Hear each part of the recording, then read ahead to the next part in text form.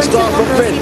Espargaro already defeated third. Lorenzo leads the way. We've got a couple of followers at the back. That looks like is that Jack Miller. Lorenzo leads from Marquez. Espargaro. Rossi is in fourth. Danny Pedrosa dropped back to fifth. Bradley Smith started sixth. That's where he is at the moment. Marquez trying to hit the front on Lorenzo. Oh, Marquez and Lorenzo. Here goes Paul Espargaro trying to get up the inside of Marquez. You'd think they'd be taking it a little bit more carefully. It is Johnny Hernandez.